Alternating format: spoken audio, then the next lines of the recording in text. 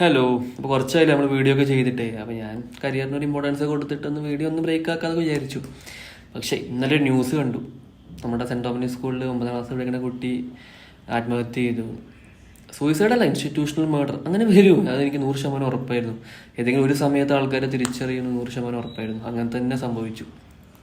അവിടെ പഠിച്ച ഓരോരുത്തർക്കും ഓരോ എക്സ്പീരിയൻസ് ഉണ്ടാവും. നെഗറ്റീവ് ആവാനാണ് സാധ്യത. കാരണം അവിടെ പഠിച്ചിട്ട് നമ്മൾ വേറെ സ്കൂളിലേക്ക് പോയാൽ നമുക്ക് മനസ്സിലാവും ഡിഫറൻസ്. നമ്മൾ അത്രയും കാലം കഴിഞ്ഞ് ജയിലാണ് നമുക്ക് മനസ്സിലാവും. എനിക്ക് 2-3 ടീച്ചർമാരൊന്നും പ്രത്യേകിച്ച് നല്ലൊരു മോശം അനുഭവം ഉണ്ടായിട്ടുണ്ട്. മോശം അനുഭവം അല്ല, നമുക്കൊരു പേടിയാണ്. അതായത് നമുക്ക് സ്കൂൾ എന്നൊക്കെ പറയുമ്പോൾ നമുക്ക് സന്തോഷമായിരിക്കണം, നമുക്ക് അവിടെ പോകാൻ തോന്നണം. പ്രത്യേകിച്ച് ക്ലാസ്, ചില ടീച്ചർമാരുടെ ക്ലാസ് എന്ന് പറയുമ്പോൾ നമുക്ക് പേടിച്ച് ഇരിക്കുക. അയ്യോ ഇങ്ങനെ എങ്ങാനും തിരിഞ്ഞ അടി കിട്ടും, അല്ലെങ്കിൽ തിരിഞ്ഞ അപ്പം പൊക്കും, തിരിഞ്ഞ പണി കിട്ടും, എങ്ങാനും ക്വസ്റ്റ്യൻ ചോദിക്കുന്ന ദിവസമൊക്കെ ആണെങ്കിൽ പെടും. ഒരു കെമിസ്ട്രി ടീച്ചറാണ് അവിടെ, എല്ലാവരും പറയുന്ന പേര് തന്നെയാണ്. സെക്ഷൻ ഹെഡൊക്കെ ആയിരുന്നു പുള്ളിക്കാരി. ഇപ്പോൾ രാജിവെച്ചു. വളരെ നല്ല കാര്യം. ഇവർക്ക് എങ്ങനെയാണ് അവർ പഠിപ്പിച്ചത് ഇത്രയും കാലം എന്ന് ഞാൻ ആലോചിക്കുന്നത്. 2000-2010 പഠിച്ചവർക്കും ആ ടീച്ചറായിട്ട് സെയിം എക്സ്പീരിയൻസ്, 18-20 പഠിച്ചവർക്കും സെയിം എക്സ്പീരിയൻസ്, ഇപ്പോഴും സെയിം എക്സ്പീരിയൻസ്. എന്നിട്ടും ഒരു ആക്ഷൻ പോലും ആരും എടുക്കില്ലല്ലോ. ആ ടീച്ചർ എങ്ങനെയാണെന്ന് വെച്ചാൽ ഭയങ്കര, ടീച്ചർക്ക് ചിരി പറഞ്ഞ സാധനമില്ല മുഖത്ത്, നമുക്ക് കാണുമ്പോൾ തന്നെ പേടിയാണ്.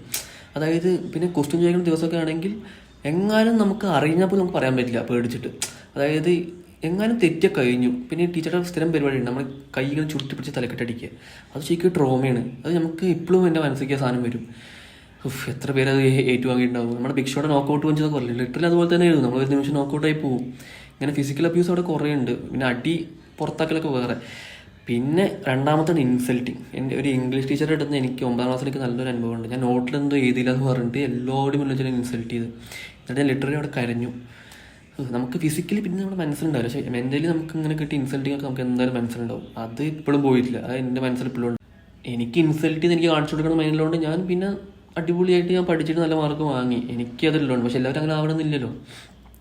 അപ്പോൾ അന്നൊക്കെ ഭയങ്കര സീൻ തന്നെയായിരുന്നു. പിന്നെ എനിക്ക് ഓർമ്മ 3 കുട്ടികൾ കോപ്പി അടിച്ച് പറഞ്ഞിട്ട് അസംബ്ലിയിൽ എല്ലാവരും മുന്നിൽ വെച്ച് നാറ്റിക്കൽ. ഇൻസൾട്ടിങ് അവിടുത്തെ സ്ഥിരം പരിപാടിയാണ്. അതായത് മറ്റു കുട്ടികൾ നമ്മളെ കമ്പയർ ചെയ്തിട്ട് നമ്മളെ താഴത്ത് അവരെ പൊക്കുക, എന്നിട്ട് എല്ലാവരും മുന്നിൽ ഇൻസൾട്ട് ചെയ്യുക. ഇതാണ് അവിടുത്തെ സ്ഥിരം പരിപാടി.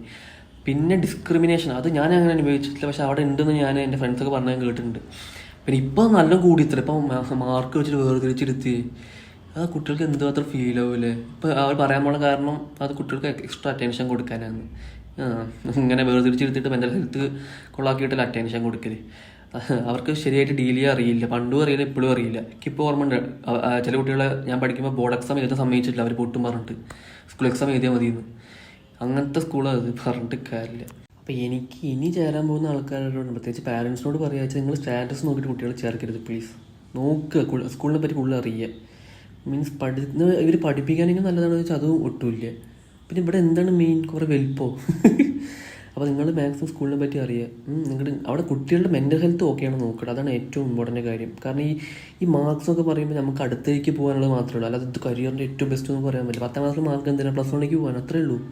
നമ്മൾ +1 മുതലാണ് നമുക്ക് കരിയർ പിന്നെ സ്റ്റാർട്ട് ചെയ്യണം, നമുക്ക് വേണമെങ്കിൽ പറയാം. അപ്പോൾ അതുവരെ 10ാം ക്ലാസ് വരെയൊക്കെ നിങ്ങൾ മാക്സിമം കുട്ടികൾ എൻജോയ് ചെയ്യണ്ടോ, അല്ലെങ്കിൽ മെൻ്റൽ ഹെൽത്ത് ഓക്കെയാണ് നിങ്ങൾ നോക്കേണ്ടത്. മാർക്സൊക്കെ വരും ഓബ്വിയസ്ലി. ഒന്ന് കുറഞ്ഞ അടുത്ത് നമുക്ക് ഇമ്പ്രൂവ് ആക്കാം. അതിനല്ലേ ബാക്കിയുള്ളവരും പിന്നെ എല്ലാവരും സപ്പോർട്ട് ചെയ്യാനുള്ളത്. സോ അത്രേ ഉള്ളൂ. അപ്പോൾ നിങ്ങൾ ഒക്കെ മാക്സിമം ചിന്തിച്ചിട്ട് നിങ്ങൾ സ്റ്റാറ്റസ് നോക്കാതെ കുട്ടികളുടെ മെൻ്റൽ ഹെൽത്ത് എവിടെയാണോ ഓക്കെ അവിടെ നിങ്ങൾ ചേർക്കുക. കാരണം മാർക്ക് മാത്രമല്ല ഇമ്പോർട്ടൻറ്റ്. എനിക്ക് അതേ പറയുള്ളൂ. ഓക്കെ.